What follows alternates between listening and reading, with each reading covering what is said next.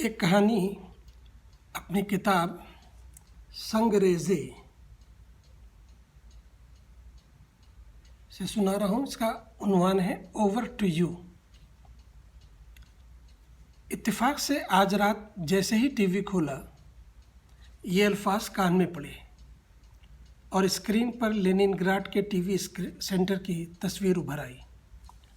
کمرے میں موجود وہاں تمام لوگوں کا ایک جائزہ پیش کیا جو اس Bombay Leningrad live TV programme میں حصہ لے رہے تھے، اور پھر تم پر ایک سیکنڈ کو کیمرہ فوکس ہو گیا۔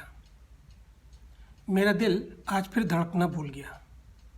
تم کتنی بے چینی سے اپنی جگہ پر کل بلائی تھیں، اور پاس بیٹھی ہوئی لڑکی کا ہاتھ کتنی زور سے تم نے پکڑ رکھا تھا۔ اس نے تمہیں گھوم کر دیکھا اور تم ہولے سے مسکرا دی۔ مجھے معلوم ہے تمہاری یہ کیفیت کیوں ہوئی، اس لیے ایک لمحہ پہلے ہی تو بامبے کے اسٹوڈیو میں موجود لوگوں کی جھلک اسکرین پر آئی تھی، پھر کچھ خصوصی لوگوں کا تعارف بھی کرایا گیا تھا۔ بامبے کے کمپیرر نے وہاں کے لوگوں کا استقبال کیا، پھر لینن گراڈ کے کمپیرر نے بامبے کے لوگوں کا استقبال کیا۔ تالیوں سے اسٹوڈیو گونج اٹھے، اور اس پروگرام سے جو نیشنل ہوک اپ پر دکھایا جا رہا ہے، اس کے ذریعے دونوں ملکوں کے لوگوں کے ذہن ہندی روسی دوستی سے مہک اٹھے ہوں گے۔ کیمرے نے ایک اور طواف کیا۔ تمہاری شبیہ پھر ابھری۔ اپنے نازک ہاتھوں سے تم تالی بجا رہی تھیں اور گردن ٹیڑھی کر کے شاید ٹی وی اسکرین میں جھانکنے کی کوشش کر رہی تھیں۔ تمہارے پاس بیٹھی لڑکی نے کنکھیوں سے تم کو دیکھا اور زیر لب مسکرا دی۔ کیمرے کی آنکھ کی پکڑ بڑی زبردست ہوتی ہے۔ لوگوں کو پتہ ہی نہیں چلتا ہے کہ وہ کہاں تک دیکھ رہی ہے۔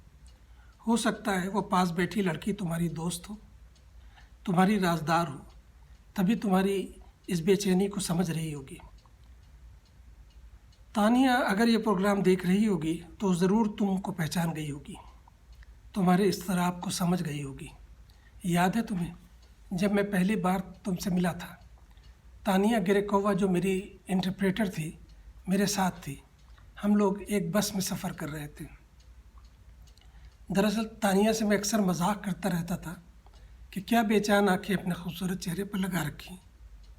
وہ چڑھ کر کہتی، تمہیں میری آنکھوں سے کیا مطلب؟ تم میرے چہرے کی طرف دیکھتے ہی کیوں ہو؟ واہ، کیوں نہ دیکھو، ہر وقت تو تم میرے ساتھ رہتی ہو۔ پھر جو بھی ساتھ ہو اس کے چہرے کی طرف دیکھ کر بات نہیں کریں گے تو پھر کیا آسمان تاکیں گے یا دیوار کو گھور کر بولیں گے؟ میرا چہرہ اتنا برا تو نہیں ہے، اس نے زچ ہو کر کہا۔ یہی تو میں کہہ رہا ہوں، تمہارا چہرہ تو خوبصورت ہے، بلکہ تم واقعی مکمل خوبصورت عورت ہو۔ ویسے بھی ماسکوائٹ کافی حسین ہوتی ہیں۔ پھر وہ بات کٹ کر بولی، پھر یہی کہ تمہاری آنکھوں نے سارا کباڑہ کر دیا ہے۔ دراصل ہیں تو تمہاری آنکھیں اچھی، مگر تم نے انہیں بے جان بنا رکھا ہے۔ عجب بے حسی کے اثرات تمہارے چہرے پہ ابھرتے ہیں جب مجھ سے باتیں کرتی ہو۔ کوئی شوخی، کوئی شرارت آنکھوں میں دوڑ نہیں لگاتی۔ تبھی تم اپنا ٹکٹ پنچ کرنے کے لیے میرے سر پہ لگی ہوئی مشین کی طرف جھکی۔ میں نے بے خیالی میں سر اٹھایا۔ ایک سیکنڈ کو میری نگاہ تمہاری نظر سے ملی اور نہ جانے کتنے ستارے چمک اٹھے۔ تم ایسے ہی مسکرا دیں۔ میں نے تانیہ سے شرارت میں کہا، اب ذرا اس لڑکی کی آنکھیں دیکھو، کتنی حسین ہے۔ تانیہ نے گردن اٹھا کر تمہاری طرف دیکھا۔ تم ایک بار پھر مسکرا دیں۔ شاید مسکرانا تمہاری فطرت تھا۔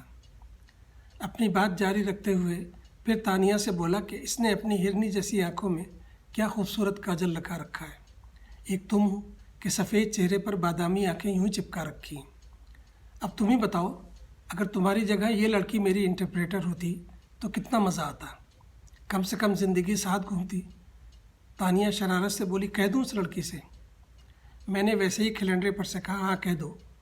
اتنی ہی دیر میں یہ احساس ہونے لگا تھا کہ تمہیں دیکھے بغیر بھی تمہاری آنکھیں میرے ذہن میں روشن ہیں۔ بعض لمحات یوں ہی اپنا تاثر چھوڑ جاتے ہیں۔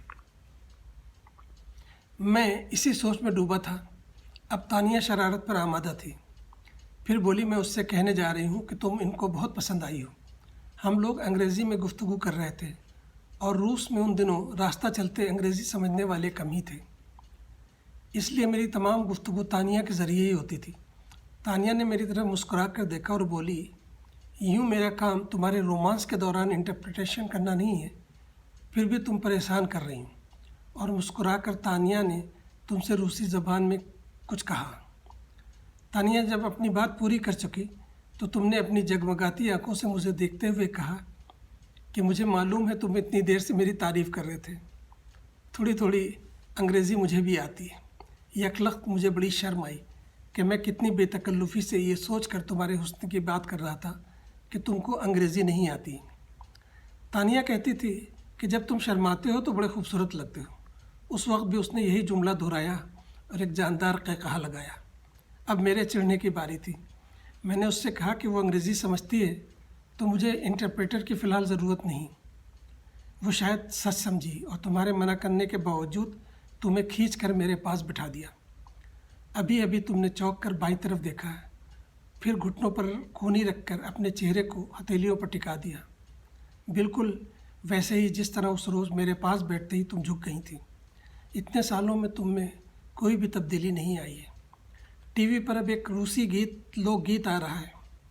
एक उदास उदास लड़की तन्हा तन्हा खेतों में और बागों में घूम घूम कर कुछ गा रही है।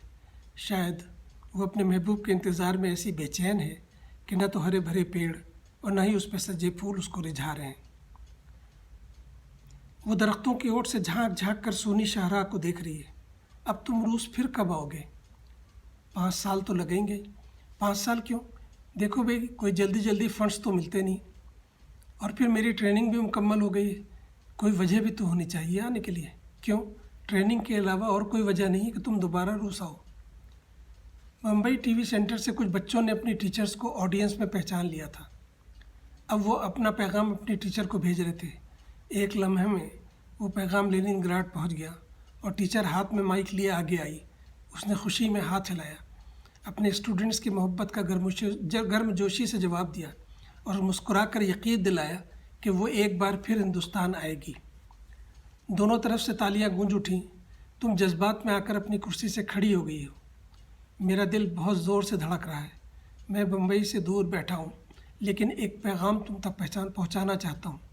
मैं तुमको बहुत याद करता हूँ और फिर रूस ज़रूर आऊँगा, लेकिन आखिर तुमने ये काजल लगाना क्यों छोड़ दिया?